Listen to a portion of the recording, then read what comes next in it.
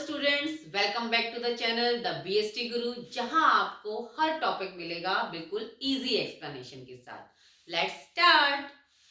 आज का हमारा टॉपिक है principles of scientific management. Principle of scientific management किसने दिए थे? F.W.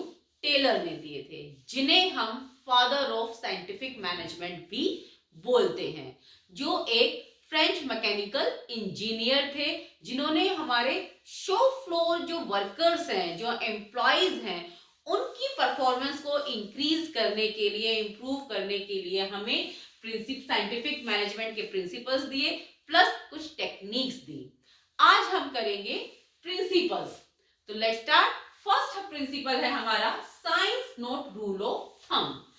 इसमें टेलर क्या कहते हैं कि हर काम को करने का एक साइंटिफिक वे होता है, साइंटिफिक तरीका होता है, जो हमें यूज करना चाहिए। हमें रूल ऑफ थंब को के ऊपर फोकस नहीं करना चाहिए, उसे यूज नहीं करना चाहिए। रूल ऑफ थंब का मीनिंग क्या है? जो हिट एंड ट्रायल मेथड है, जो हम प्रीवियस ईयर से, जो हमारे अर्लियर जो मैनेजर्स रहे हैं, उन्होंने अपनी प्रॉब्लम को सॉल्व करने के लिए जो मेथड यूज करे हैं, उन्हें हम यूज कर रहे हैं और देख रहे हैं कि हमारा कोई भी प्रॉब्लम है उसी से ही सॉल्व हो जाएगा। नो, अकॉर्डिंग टू टेलर ऐसा नहीं होना चाहिए। उनके अकॉर्डिंग क्या होता है? हर काम को करने का एक साइंटिफिक तरीका होता है, जो हमें उस प्रॉब्लम के जितने भी वेज हैं उनका प्रॉपरली एनालिसिस करके हम उसको फाइंड आउट करते हैं कि बेस्ट वे क्या है, जिस मेथड के थ्रू हम इस काम को बहुत ही इजी मैनर में, कम टाइम में और कम कॉस्ट के साथ कंप्लीट कर सकते हैं।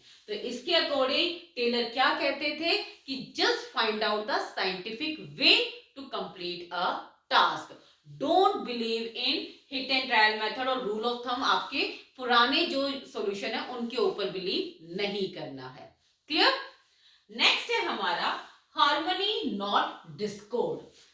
टेलर है, टेलर क्या कहते हैं कि ऑर्गेनाइजेशन में यूजली दो ग्रुप होते हैं, one is the management, second is the workers.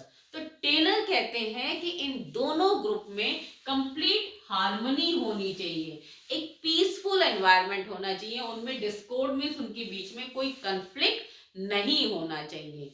दोनों ही ग्रुप एक दूसरे के लिए पॉजिटिव थिंकिंग रखें, अपने आप को एक दूसरे का एनिमी कंसीडर नहीं करें।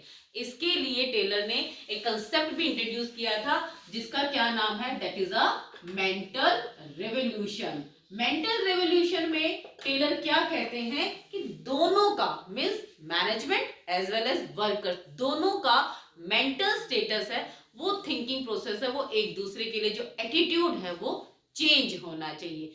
फ्रेंडली एटीट्यूड डेवलप करें, दोनों एक दूसरे को इंपॉर्टेंट समझे अपनी ग्रोथ के लिए।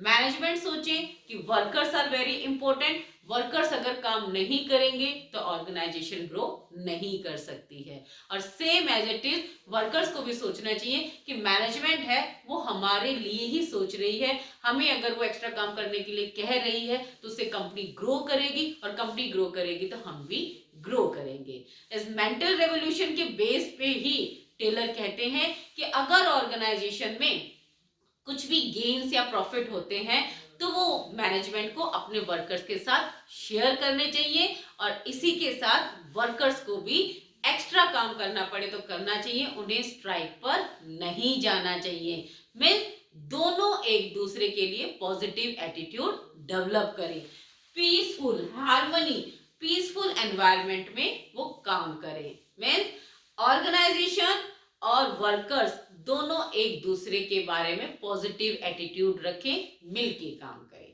क्लियर? दोनों के बीच में कोई झगड़ा नहीं होना चाहिए। नेक्स्ट है हमारा cooperation not individualism. Cooperation not individualism क्या है? इस प्रिंसिपल का एक्सटेंशन है। यहां पे वो कह रहे थे कि पीसफुल एटीट्यूड डेवलप करें, प्रॉपरली पॉजिटिव एटीट्यूड डेवलप करें।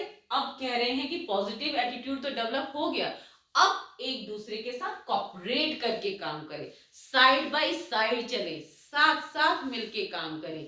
ऑर्गेनाइजेशन में जो भी काम है वो इक्वली शेयर हो, कि मैनेजमेंट भी काम कर रही है और वर्कर्स भी काम कर रहे हैं।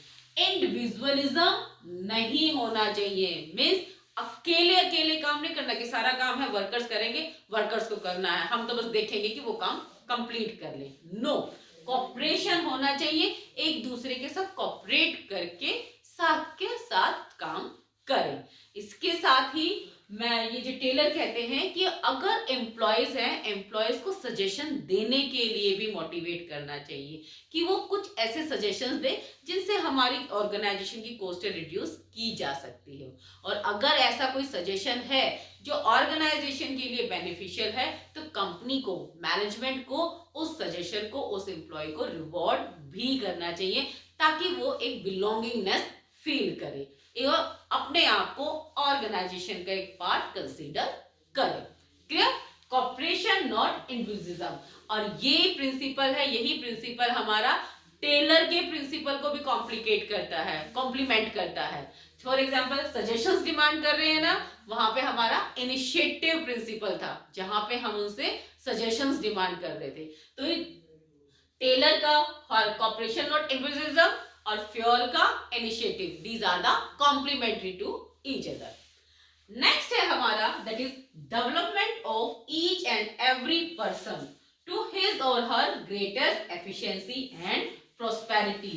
इसमें टेलर क्या कहते हैं कि हमें हमारे वर्कर्स की डेवलपमेंट के लिए, उनकी प्रोस्पेरिटी को इंक्रीज करने के लिए काम करना चाहिए। इसके लिए फर्स्ट ऑफ ऑल जब उनका हम सिलेक्शन कर रहे हैं वो बहुत ही क्रूशियल होना चाहिए, बहुत ही माइंड बेसिस और क्रिटिकल मैनर में करना चाहिए कि ऐसा नहीं हमने किसी को भी सिलेक्ट कर लिया, हमने उसको प्रॉपरली सिलेक्शन प्रोसीजर फॉलो करके उसे सेलेक्ट किया है और उसको एक बार सेलेक्ट किया है तो उसे उसके इंटरेस्ट का काम दिया जाना चाहिए, उसकी क्वालिफिकेशन का काम दिया जाना चाहिए ताकि वो उसको बेटर तरीके से परफॉर्म कर सके। और इन फ्यूचर में उसकी एफिशिएंसी और प्रोस्पेरिटी को इंक्रीज करने के लिए हमें टाइम टू टाइम ट्रेनिंग के प्रोग्राम्स भी इंट्रोड्यूस करने चाहिए ताकि उस ट्रेनिंग के थ्रू वो अपनी स्किल्स को ग्रो कर सके और ज्यादा एफिशिएंट बन सके, बेटर तरीके से परफॉर्म करेंगे। बेटर तरीके से परफॉर्म करेंगे, ऑर्गेनाइजेशन को प्रॉफिट होगा, ऑर्गेनाइजेशन को प्रॉफिट होगा तो मैनेजर्स की भी सैलरी, वर्कर्स की भी सैलरी इंक्रीज होगी, तो उनकी प्रोस्पेरिटी इंक्रीज होगी। एफिशिएंसी के लिए ट्रेनिंग प्रोग्राम इंट्रोड्यूस करने हैं ताकि वो ग्रो कर सकें। क्लियर हो? ये प्रिंसिपल आपको अब प्रॉपरली क्लियर हो गए होंगे, अच्छे से समझ आए हैं। तो प्लीज चैनल को सब्सक्राइब करना ना भूलें और वीडियो को लाइक शेयर करना ना